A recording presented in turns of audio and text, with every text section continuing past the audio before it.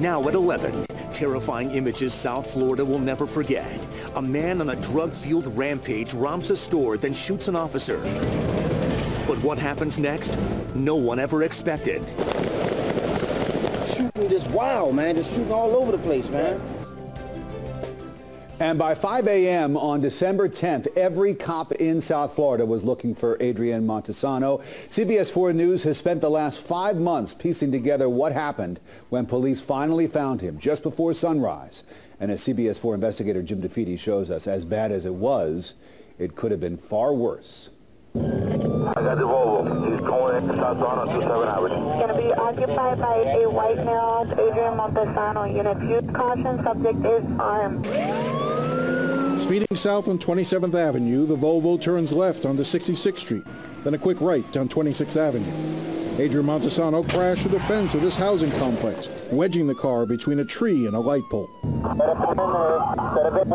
Less than a minute after the crash, you can hear gunfire over the police radio. Shots fired, 26th Avenue and 64th Street. The scene was chaos. Officers had no idea that Montesano had a passenger in the car with him, 50-year-old Corsini Valdez. Both men were unarmed, trapped in the Volvo and going nowhere when police started shooting.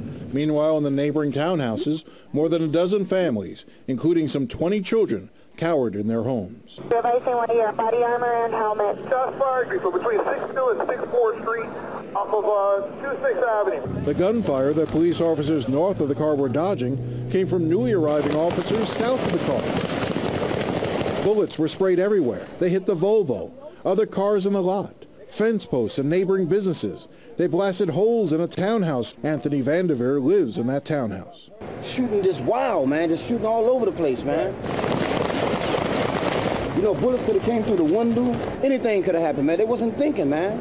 They wasn't thinking at all. We need to establish that perimeter. I have not verified if the subject is down or not. We have the vehicle confined.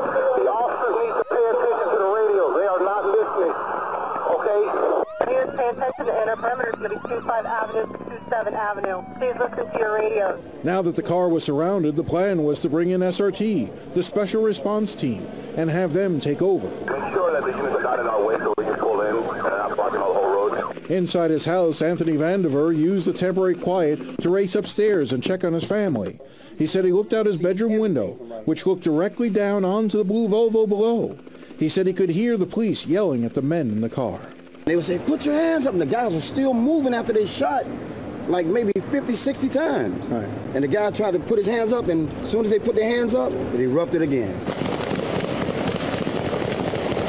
And that was it for them. That guy tried his best to give up. You actually looked out your window and saw the driver with his hands in the air? I swear to God, on everything I love, my kids, my mama, everything. I seen it all. And it went on and on. Almost 25 seconds of unrelenting gunfire. In all, 23 officers fired at least 377 rounds. But Montesano and Valdez weren't the only ones struck. 2 Miami-Dade police officers were hit as well, caught in the crossfire. Get all the officers onto the side. We got to get rescue in here.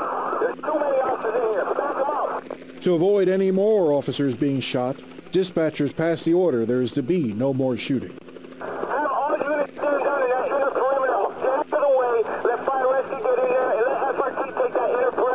As the smoke clears and the sun begins to rise, officers drag Montesano and Valdez's bodies from the car. Although he appears dead, they decide to transport Valdez to the Ryder Trauma Center anyway. They did overshoot because I don't think those boys that was in that blue Volvo shot at them back because they was from the corner to all over the gate just shooting, having a shooting spree. Now, it's important to remember that none of this would have happened if Adrian Montesano had not made the decision to rob the Walgreens and shoot a police officer. If it wasn't for Montesano, none of those officers would have been in that backyard. But that does not absolve the officers of responsibility for their own conduct and the danger that they helped create. And this is the first time we're hearing these transmissions, the conversations between the police officers. I mean, I can't believe how chaotic it all sounds. It really was. That's the thing that we wanted with this story, was let the officers tell the story in their own voice. You'd never heard those radio transmissions before, and you just realize how much chaos, how really out of control. 3 different agencies all trying to talk to each other, all caught in the moment, very emotional for them, and the result could have been far more tragic than it already was. CBS 4 investigator Jim DeFeeti. Jim, thanks very much.